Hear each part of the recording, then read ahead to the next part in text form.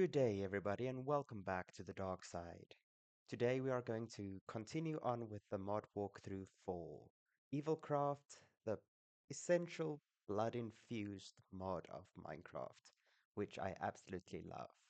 So let's get into the next part of this amazing mod. So the first thing we're going to cover today is making the dark power gem. For that, you're going to need to get yourself a dark gem and your blood extractor with at least 5,000 millibuckets or 5 buckets of blood in it. You're going to come to a little area, fill it up with the 5 buckets, and throw in your gem. And that will give you the dark power gem, which is used extensively throughout the rest of the mod. The first thing you're going to use that for is to make a blood infusion core. So for that, you're going to use the dark power gem and the hardened blood shards, which we've covered before in the previous video, to make yourself this little nifty thing, which is used for all the machinery in this mod. The first of which, of course, is one of the essential things that I make very early on in my playthroughs, being the blood chest. Now, the blood chest will need a blood infusion core with 8 planks of any variety around it. Now, what the blood chest does is you take your blood extractor or any other container containing blood from this mod and put it into this little slot over here, and it will fill up the internal tank of the blood chest. After that, any damaged items that you may have, you put it in here, and this chest uses blood to fix those items for you. This reduces the amount of resources you need to either recraft or repair items, and even works on enchanted items as well, so that you don't have to re-enchant items once your previous ones break. It is important to note that this might result in some negative enchantments that get applied to the item once they are repaired. It is a slim chance, but can be removed later on in the mod as well. So very useful early on. The second one is the main component of this mod, which is the blood infuser, made by using a blood infusion core with 8 cobblestone around it. Now, this machine also has an internal tank that you use to infuse blood with. And for the first stage of this machine, you can do a couple of things.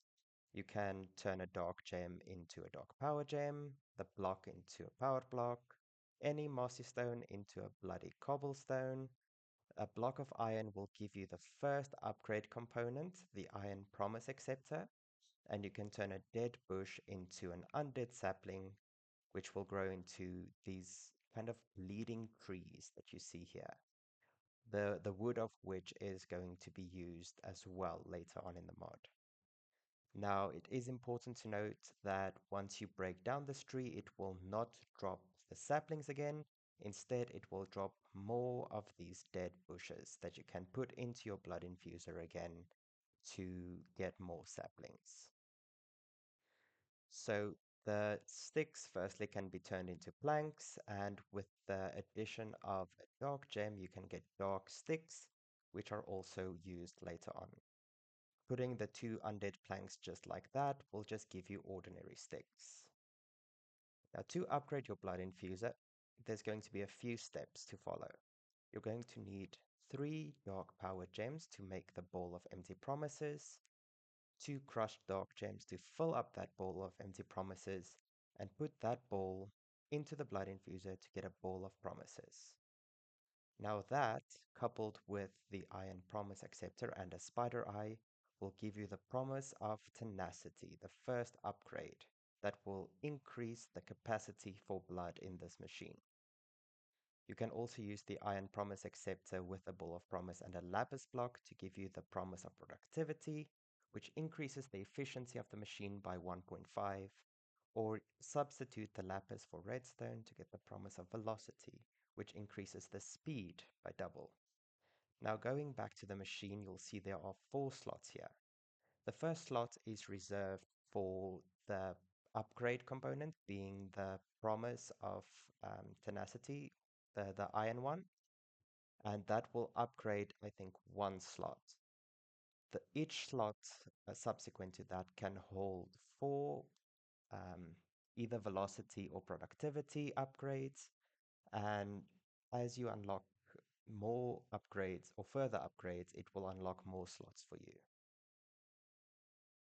Now moving on, once you have the second upgrade, you'll be able to turn a book into a book, which is used later on to remove negative enchantments. You can recharge the Ball of Promises again, and now you can include a gold block to get the Gold Promise Acceptor, which coupled with the filled ball and an ender pearl will give you the Promise of Tenacity 2, which increases the capacity by 4 times the original. At this point, you can turn a dark brick, which is made by taking a dark block, so 9 gems, and surrounding it with 4 normal bricks or stone bricks on each side of it to make 4 of these dark bricks. Put that into the machine and it will become a dark blood brick. Now, this is a very useful block, which we will cover later on as well. Again, you can fill the ball at this point and put in a diamond to make a diamond promise acceptor. Now, the diamond promise acceptor with a ball and an eye of ender will give you the final upgrade, which is the promise of tenacity, which increase tenacity 3, which increases the capacity by 8. So let me just demonstrate this by putting this in here. As you see, all 3 of these slots are open now, and you can put in your redstone or lapis upgrades here to kind of help yourself be more efficient or speed it up if you have a very big collection of blood already. At the end of the mod, I will also show you a few tips and tricks of how you can combine this with other mods to kind of facilitate getting as much blood as you want.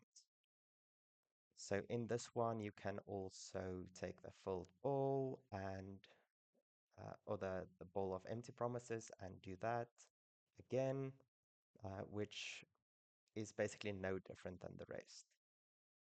Then on gold level, you can also take undead planks and turn them into reinforced undead planks. Take those and put a blood infusion core in the middle, and you'll get the colossal blood chest block. Now, when you build a 3x3 structure like this with the middle of it empty, and include this colossal blood chest block here, you will get the colossal blood chest, which now can accept upgrades, has a bigger storage, can uh, fix more items at once, and has a lower percentage chance of giving you negative enchantments as well. Very useful later on if you have a lot of items to repair at once.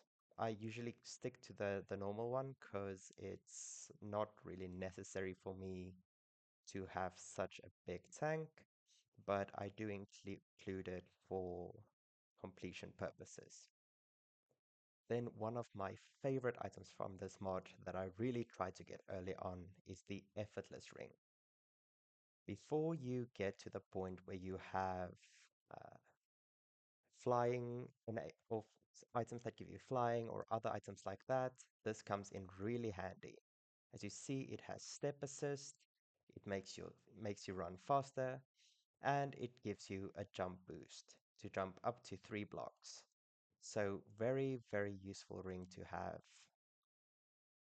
Then we get to the golden string, which is just string and a golden nugget, which is used to make some of the jewelry in this mod, like the invigorating pendant. Now the invigorating pendant is made with a blood infusion core, 2 crushed dark gems, and 3 golden string. Now you put this into the infusion machine and it will fill it up with blood.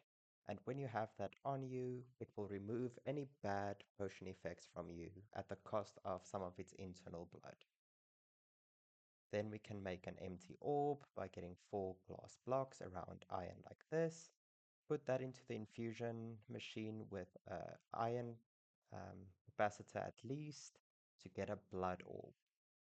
The blood orb can then be used to make the Scepter of Thunder, which has very limited usage, but costs 2 blaze rods, 2 dark gems, and 1 filled blood orb. It can make thunder strike on when you click with it once.